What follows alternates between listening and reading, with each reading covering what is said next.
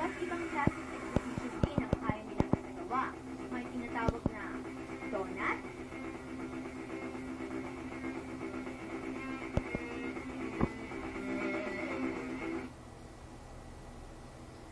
quarter mile, at slalom.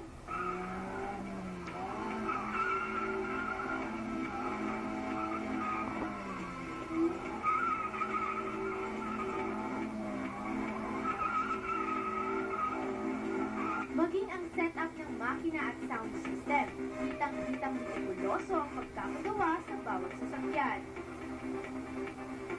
Ang background ng Dugupan Auto Group, nag-start kami sa maliit lang na magkakasama mahilig sa sasakyan. Magkakaklase, magkakaibigan. Way back 1999.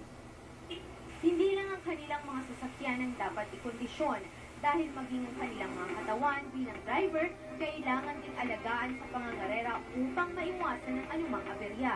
Ang kagandahan sa pagre-race, kasi halos lahat ng racer boys, mga car enthusiasts yung mga yan. Ngayon, adrenaline rush ang hinahanap natin.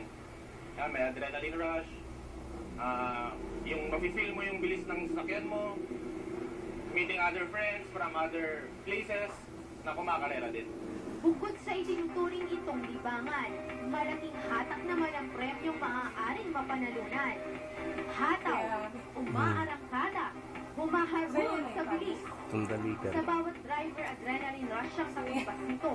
Tila bang malayang nakapaglalakbay ang pakiramdam.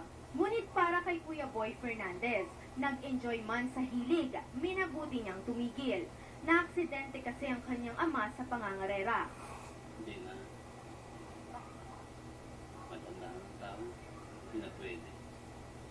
Tapos umiinom pa ako everyday kaya kaya nang magkipagkarela ka na kayo.